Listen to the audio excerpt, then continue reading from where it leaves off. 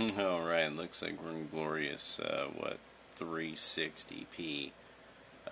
So I'm checking out what's going on YouTube, and there was actually a very good video that I think the way he did it is, I mean, he's pretty full of a lot of vinegar when he did this. It was EVE Online Tutorials, and I tried to think about, okay, if it really was like, what can I absolutely say? I think I've seen CCP do this, then they changed it, and this was a very good thing. They were doing something good. It was fundamentally something that could make people build skill. So one of these is the roaming small fleets of a variety of NPCs. You have all these different factions of NPCs. This idea of and then like, in the missions you'll run into these like kind of groups of characters that and recently Ashtarothi has done some videos that he gets into. This group was once referred to here, and this group is referred to here, and so there's all this potential kind of stuff that you could play around with. What's going on in the universe? Keeping the universe alive a little by having certain NPC groups just around, like around oh, I can't believe it. Suddenly it's Poco. Like that's one. Why aren't Pocos attacked by NPCs?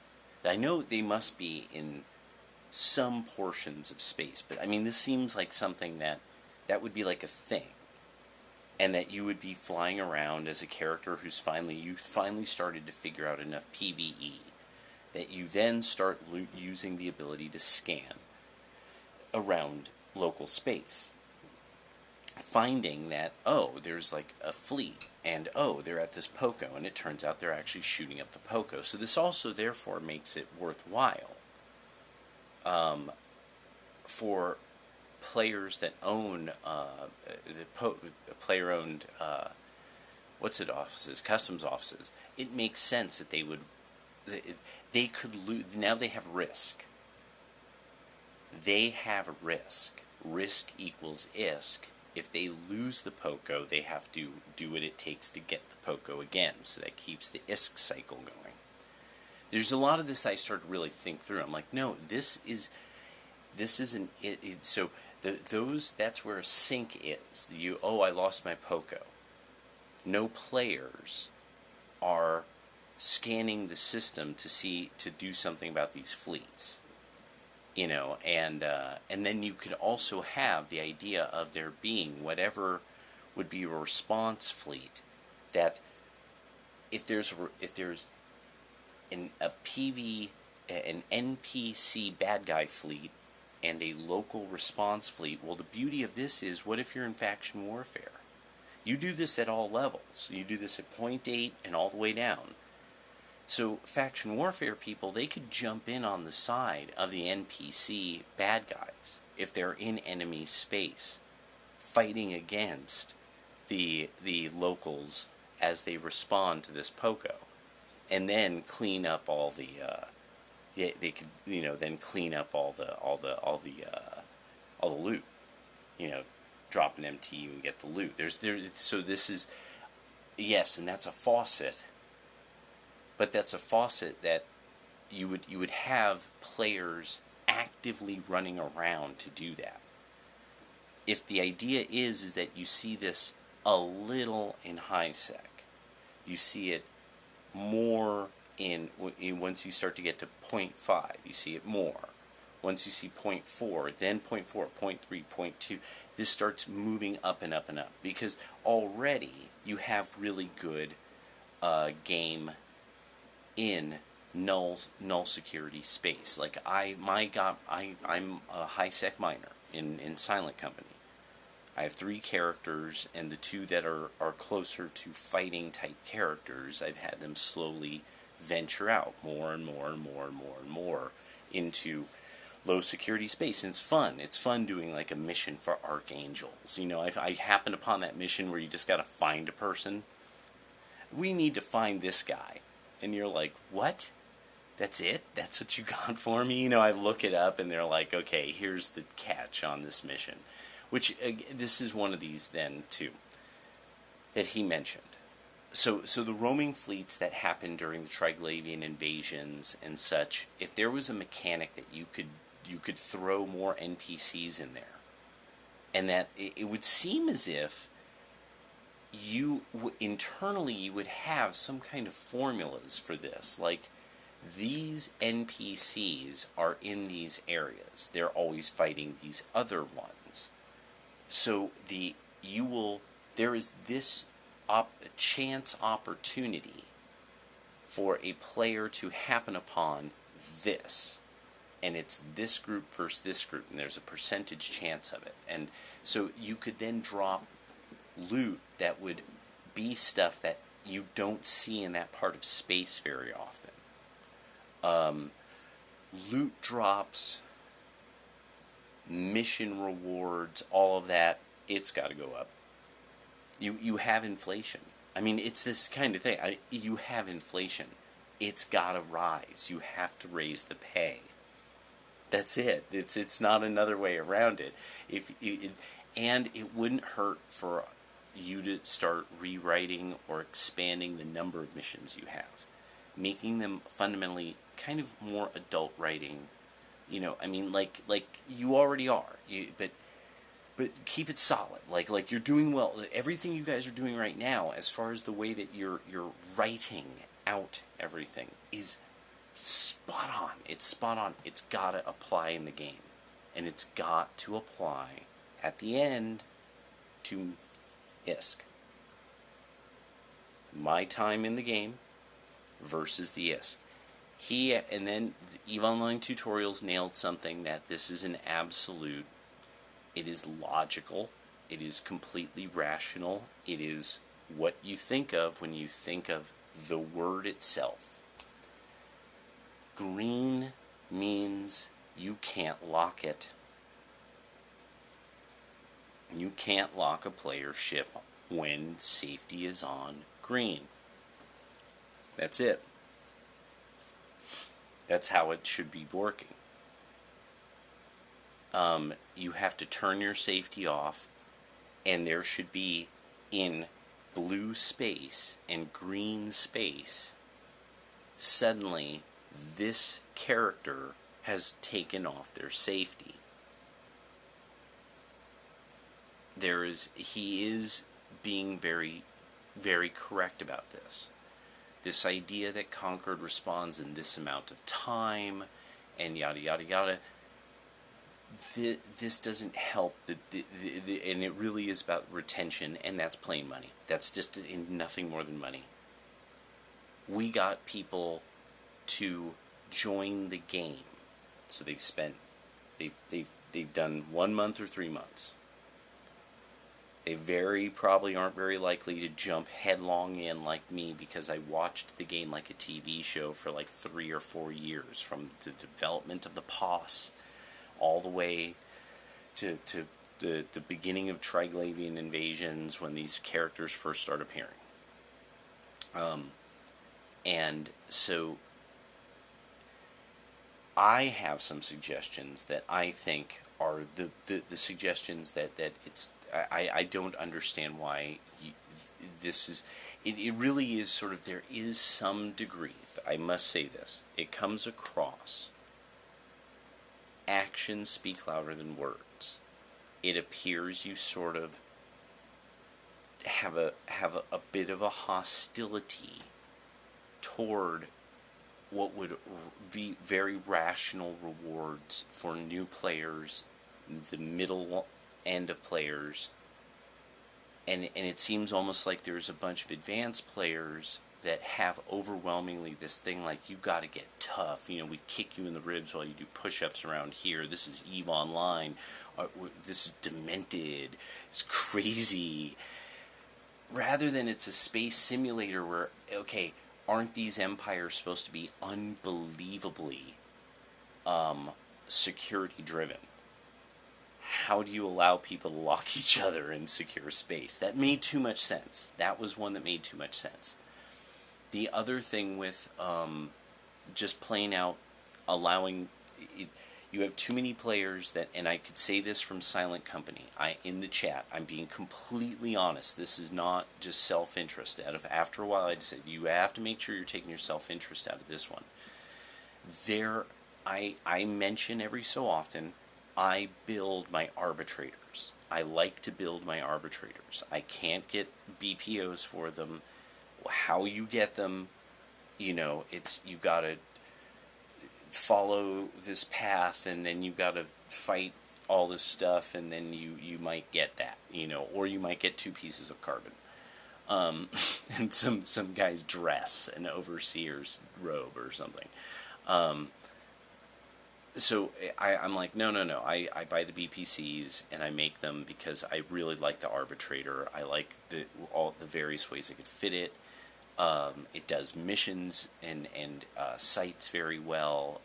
It's just a great ship. It's a great ship.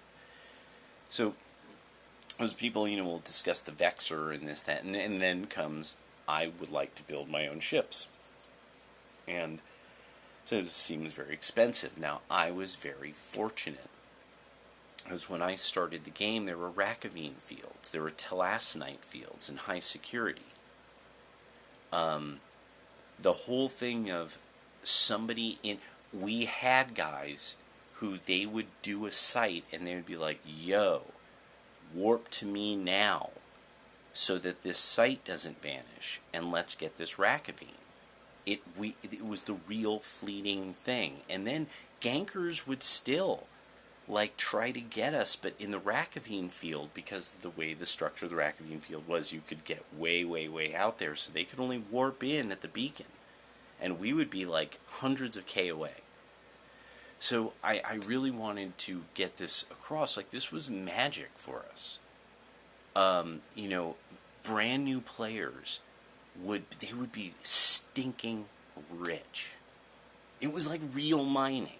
It was like real mining. It wasn't this thing that it is now, this drudgery that you sort of desperately hope your corporation or somebody will have a moon pop, and you get this really this material that's always in demand, but it's not really that great. And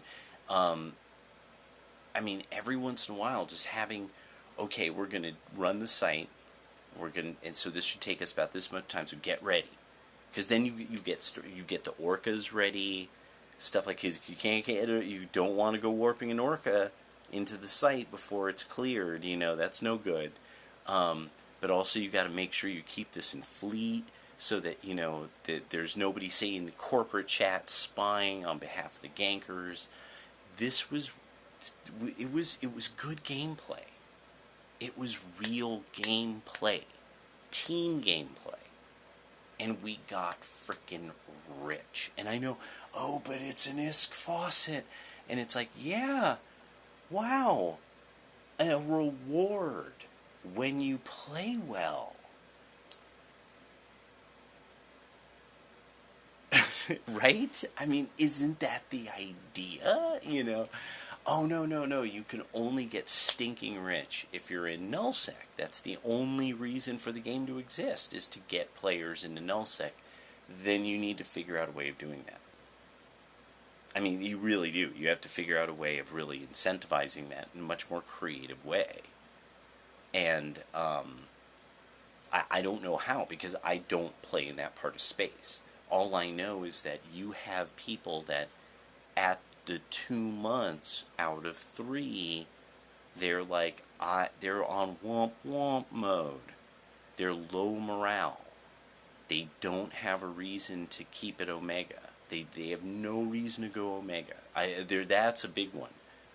Is outside of the use of the ships, at a certain point, there's people who are like, well, I'm not seeing why I should become Omega, because the sounds of it is you have to make this incredible leap of risk And there's people who get online every day to take advantage of people that are really kind of playing the farming end of the game and really are trying to play the business end of the game. They're trying to actually do sort of virtual business and virtual economics. And that was the whole thing about EVE Online, making it the smartest, the game for the smartest people on who play video games, the smartest people's video game. And I know there was a thing like, no, the physics for the PvP are so amazing that this should be done more.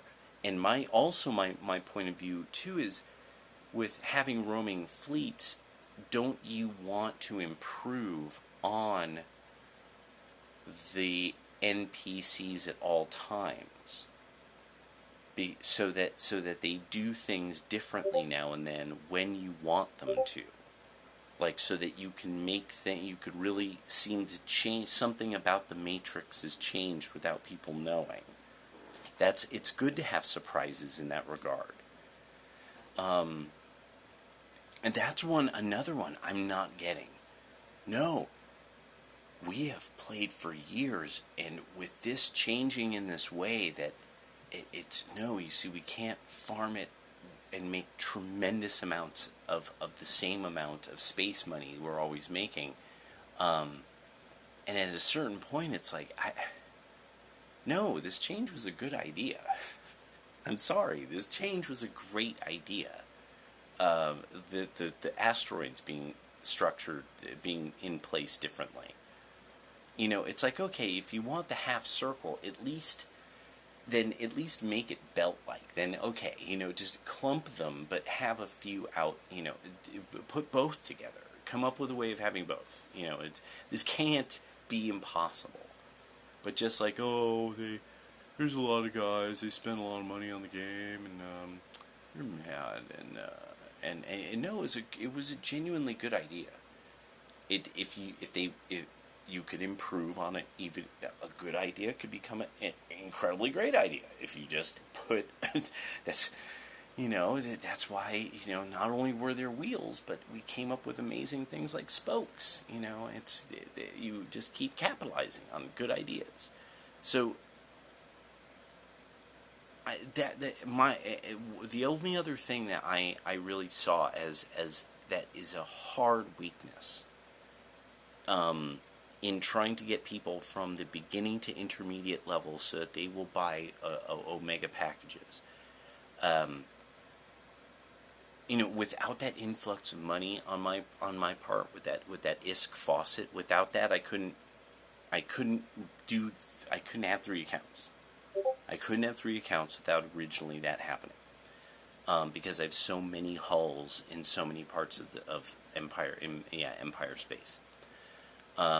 So I could play and have ships blown up, and it wouldn't matter, because I had just so much crap all over the place. I also had the tremendous amounts of loot hauls from when they were roaming Triglavian and Edencom fleets, and now to have all kinds of it was those assault damage controls, and stuff. And so I want to have assault ships. I want to have assault cruisers, assault destroyers, assault frigates. I want those because now I have these things. I'm like, I could put them on, but I have to put them on this. I have to be Omega. Cha-ching.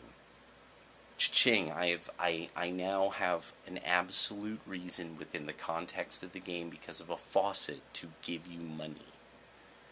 Next, scannable only rare ore mining sites. No more you go to the agency, there's rare ore there, or there's rare ore reported. No, there's no, you don't see it when you enter the system. You obviously, and this finally hit me, that really, I suspected this, and then EVE Online Tutorials was putting that. And I had to sit there and I'm like, yes, if they're doing, it's like everything that's happening in the world today. It doesn't matter what they're saying. It doesn't matter what they write. It doesn't matter. No, this is what they're doing. They're putting a lot of effort and money, and this is what is happening. This is the action happening. So this was obviously what they wanted to have happen. You put the rare ore sites to fool people into going to get blown to smithereens. That's what it is. You want there to be wolves that just hunt the farmers. It's funny. It's obviously it's done out of almost just being kind of mean. There's something kind of mean about it. That it's really, no, you're going to have to take that risk, and it's like, no, nobody will take that risk, or very few people will take that risk, and then there's never ore there. The NPCs mine it out, which that's even worse. It's even worse because it means that there's like, then if there's anybody who's getting this stuff, it is just farming. It's just farming, a pattern in the programming of the game. For these 2 hours, you can mine this area of its rare ore, and as long as you have as long as you multi-box and have you're in like an assault, cruiser, floating by your Mackinac, floating by your Retriever, floating by your whatever, Orca or whatever, that as long as you have something like that set up, maybe a Gnosis or something out there.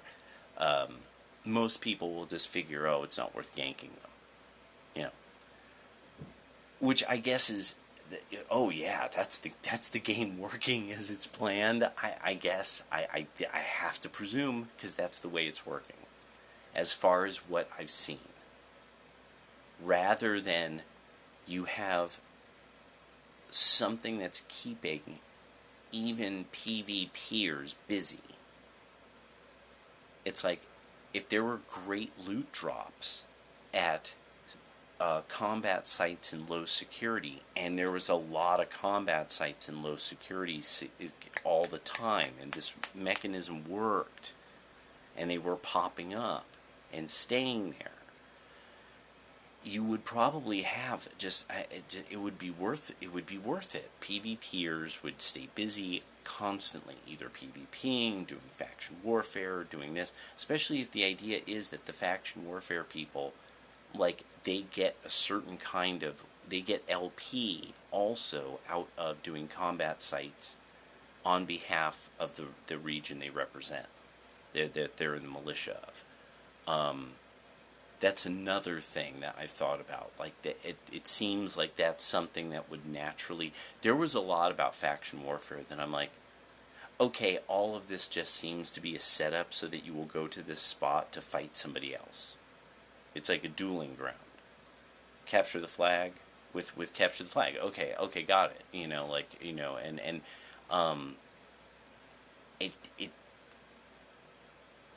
Yeah, it just seemed like it would be more, you would have a more expansive thing going on. With the fact that you once had this Dust 541 thing going on, and how expansive that was, where you could shoot down at the surface of a planet and help with the taking of a planet, seems to me like faction warfare would therefore have these variety of things that you were doing, that these missions that you'd be given that would change also, or tasks you'd be given to do, and for a certain reward,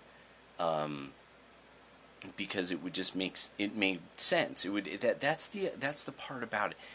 It makes sense that you would have this going in the background at all times, so that you constantly had people busy, and that you would have the NPCs set up such that these would be significantly... You guys don't really fail at making stuff difficult enough that you would lose a ship or two. You guys don't fail at that. It's just that the level of events going on at times of events, it seems like that should be happening at all times. That's what's getting me, and that you've raised then the membership rate. I'm not complaining because all prices are going up. I grant the idea of you are probably pricing people out of playing. Somebody who's heard of your game, mods games, I worked with, he was even making money on the mod of the game he was modding. And he's like, yeah, I couldn't play a game like that and just have so much stuff and just see it vaporize before my eyes. I couldn't deal with that. That's the psychological cost. That's the Misesian Austrian economics. There's a psychological part of economics. That have you scared the person out of the market itself? Have you scared the person from even playing in your club? And then that's not what you want. You need the mark. But also you need people, you need rollers, you need high rollers, and you need people who understand how to play, how to work a hard 8 and become rollers. And every once in a while you give them a room for free. But overall you make the game speak for itself, and you always improve. You always improve your felt, and you always improve the bearings on the fucking wheel. I mean, it's just how the game, you got it when you run the house. That's how it's got to be. And when people start sitting there going, okay, I think your dice are loaded. I think, like, everyone thinks your dice are loaded, and you're like, well, sometimes dice, it's very complicated, and it's like, come on, just... You have these great things you've done. Put them all together. Put them all together. You've raised the price, so put all these things together. Mess with the missions. You have people who could write. You have fans who will work for free. There are people who play the game and they will work for free to make it happen for you.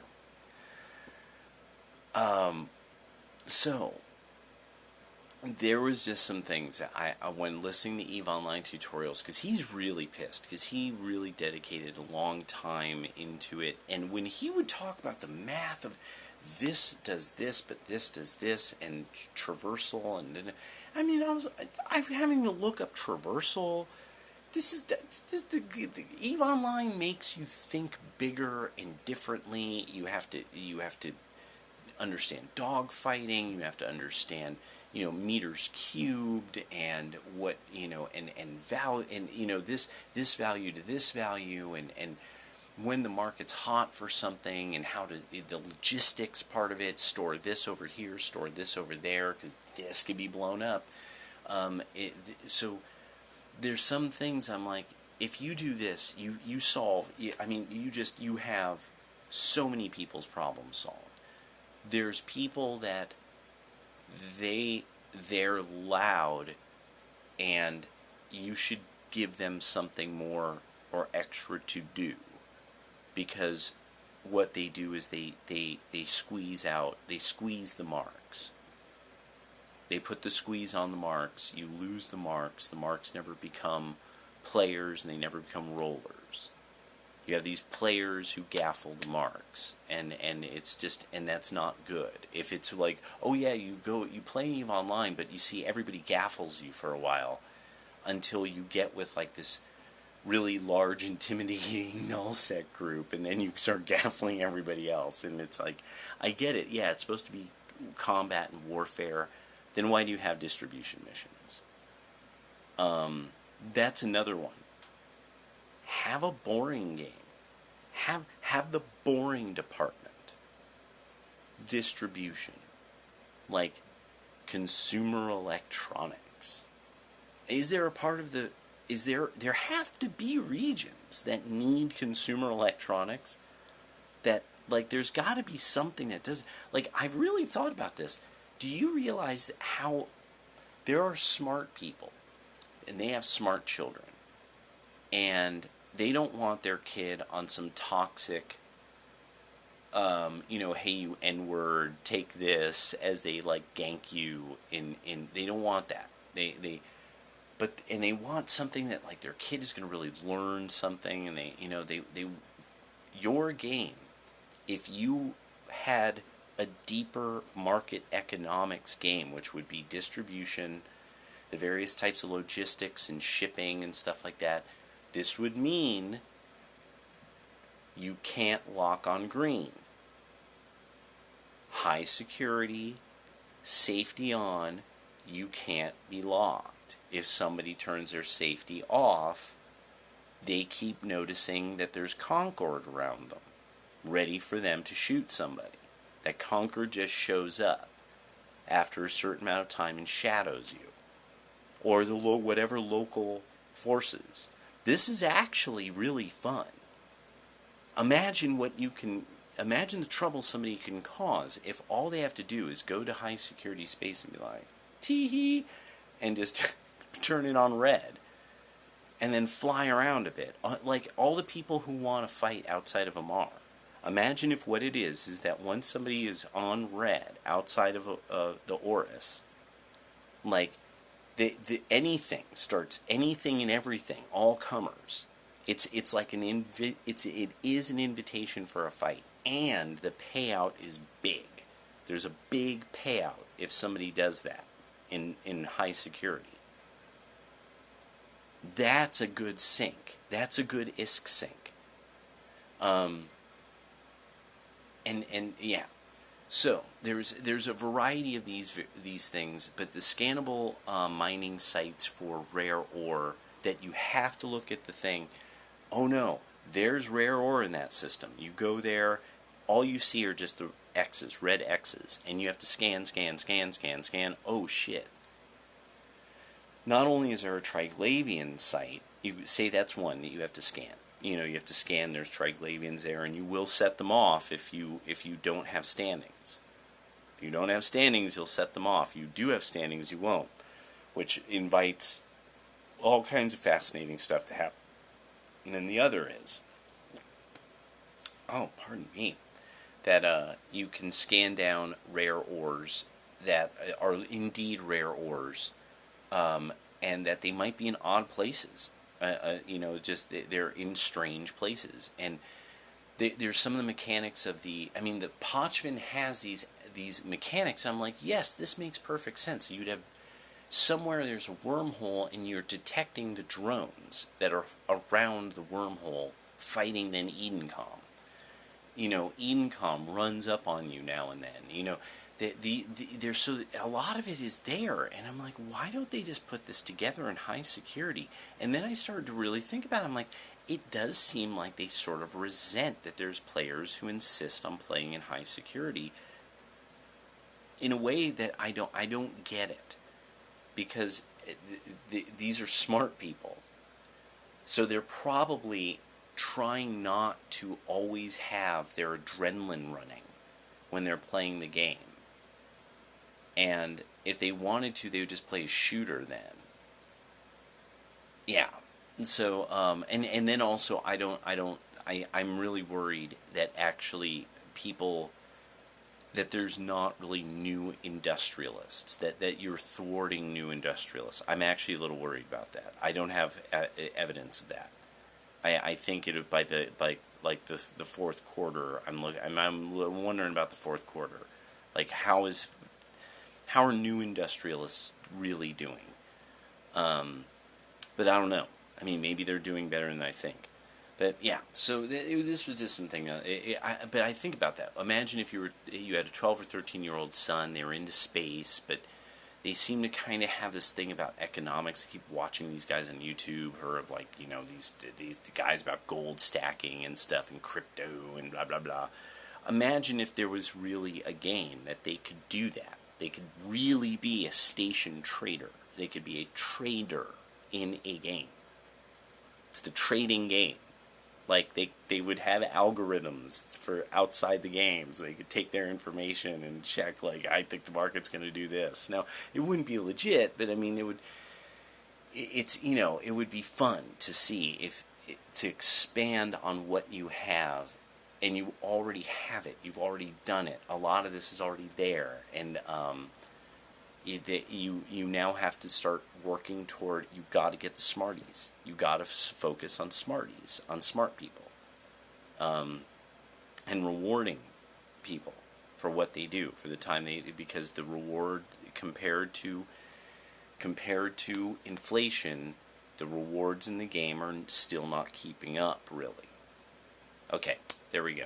I think I stated for a relatively beginning of the intermediate stage player in high security space what I think is only going to make you money. I think it will make you money in the long run, honestly. Yeah, personally. All right, later.